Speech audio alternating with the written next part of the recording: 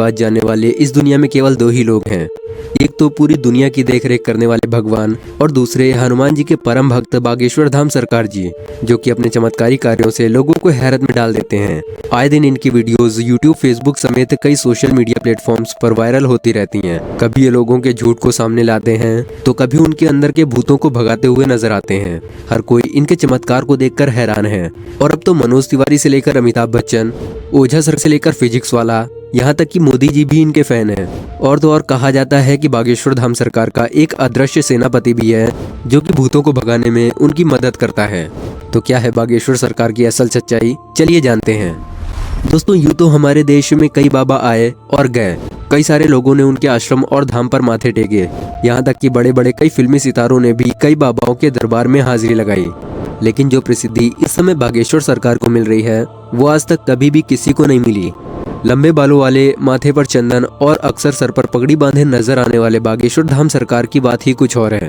और इसका सबसे बड़ा सबूत बड़े बड़े फिल्मी सितारों का इनके दरबार पर आकर इनके प्रवचन और गीत सुनना है। फिर चाहे मोदी सरकार के सबसे दिग्गज नेता और भोजपुरी गायक मनोज तिवारी हों, या फिर साउथ मूवी के एक्टर सुमन तलवार, जिन्होंने बागेश्वर धाम आकर बाबा के नाम पर ठुमके भी लगाए और बागेश्वर सरकार के प्रवचनों में सम्मिलित भी हुए। अभी हाल ही में सदी के महानायक अमिताभ बच्चन जी की भी एक वीडियो बहुत ज्यादा वायरल हो रही थी, जिसमें वो बैठकर बाबा के कीर्तन का आनंद ले रहे थे। पर दोस्तों, ये सब कुछ एक रात का चमत्कार नहीं है, बल्कि इसके पीछे एक ऐसे बच्चे के संघर्ष की कहानी छुपी हुई है, जिसके संघर्षों के बारे में जानकर आपके भी आंखों में आंसू आ जाएंगे।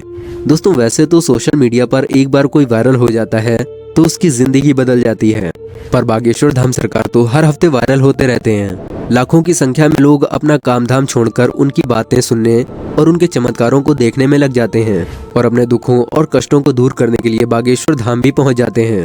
दोस्तों, ये सब कुछ अगर सच हुआ है तो बागेश्वर धाम के चमत्कारों की वजह से। कहते हैं कि बागेश्वर धाम पर स्वयं हनुमान जी की कृपा बनी हुई है, जिनकी सहायता से बागेश्वर धाम सरकार लोगों के मन की बात को जान लेते हैं और उसके बताने से पहले ही एक कागज पर उसकी समस्या और उसके उपाय लिख देते हैं, जिसके कई सारे प्रमाण आपने सोशल मीडिया पर वीडियोस के जरिए देखे होंगे।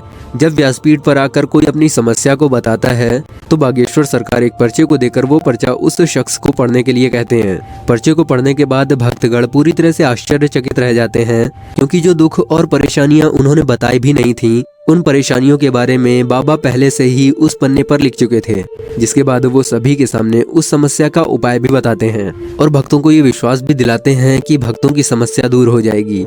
लेकिन बागेश्वर धाम सरकार काफी सख्त मिजाज के भी हैं, क्योंकि अगर कोई उनके सामने झूठ बोलता है या फिर गलत नियत के साथ अपनी इच्छाएं लेकर पहुंच जाता है तो बागेश्वर सरकार उसकी पोल खोलने में भी कोई कसर नहीं छोड़ते। बागेश्वर सरकार जब दिव्य दरबार लगाते हैं तो भूत प्रेत की समस्याओं से ग्रस्त अलग अलग हरकतें करने वाले लोग उनके पास आते हैं और बागेश्वर सरकार उनके भूतों को चुटकियों में भगा देते हैं। क्योंकि जैसा कि अभी हमने आपको बताया कि बागेश्वर सरकार पर स्वयं हनुमान जी की असीम कृपा बनी हुई है। और ये तो आपने सुना ही होगा कि भूत पिशाच निकट नहीं आवे, महावीर जब नाम सुनावे। और महावीर से याद आया कि जो लोग भी हनुमान जी के परम भक्त हैं वो कमेंट सेक्शन में जय श्री राम लिखना ना भूलें। हनुमान जी के परम भक्त बागेश्वर सरकार का असल नाम पंडित धीरेन्द्र कृष्ण शास्त्री है, लेकिन लोग इन्हें बागेश्वर धाम सरकार या फिर बागेश्वर धाम वाले महाराज के नाम से जानते हैं। शास्त्री जी का जन्म 4 जुलाई 1996 को मध्य प्रदेश राज्य के छतरपुर जिले के एक छोटे से गांव गढ़ा में एक गरीब ब्राह्मण परिवार में हुआ था। अपने एक इंटरव्यू में उन्होंने बताया था कि जब वो 9 वर्ष के थे तभी से उन्होंने अपने दादा गुरु के कहने पर हनुमान जी की भक्ति, सेवा, साधना और पूजा करनी शुरू कर दी थी और उनका मन हनुमान जी की भक्ति के अलावा और किसी भी काम में नहीं लगता था। यह हनुमान जी की भक्ति का ही असर है जो वो आज अपनी चमत्कारी शक्तियों से लोगों की मदद कर पाते हैं। शास्त्री जी ने अपनी भागवत में एक बार ये बताया था कि जब वो छोटे थे तो उन्हें गरीबी के चलते कई बार 3 दिनों तक भूखा भी रहना पड़ता था। जहाँ शास्त्री जी का घर हुआ करता था वहाँ पर हनुमान जी का 300 साल से भी ज्यादा पुराना मंदिर मौजूद था और वहीं पर शास्त्री जी के दादा गुरु भी उनकी तरह दिव्य दरबार लगाते थे और लोगों की समस्याओं को दूर करते थे।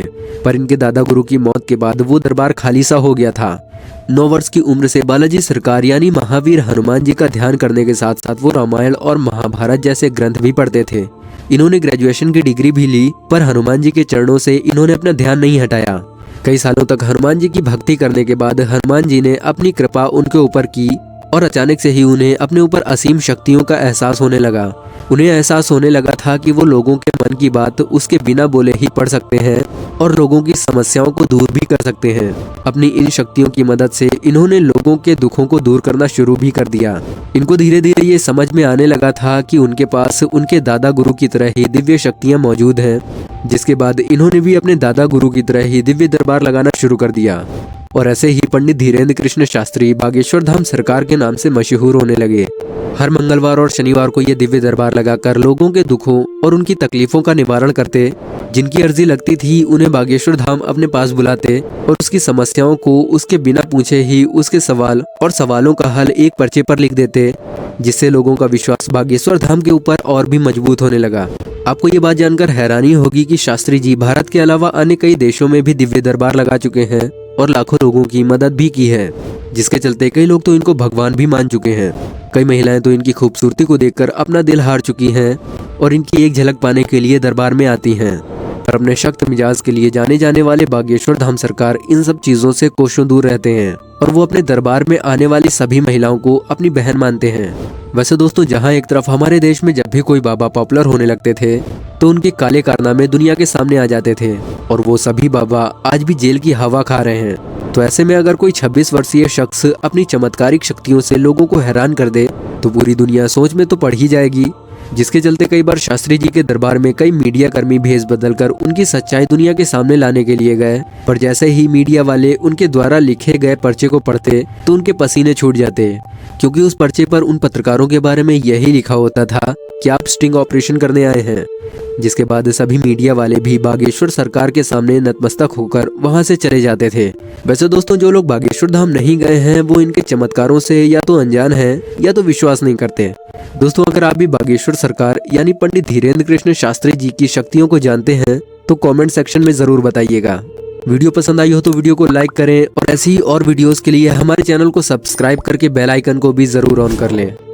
वीडियो में बहुमूल्य समय देने के लिए आपका बहुत बहुत धन्यवाद।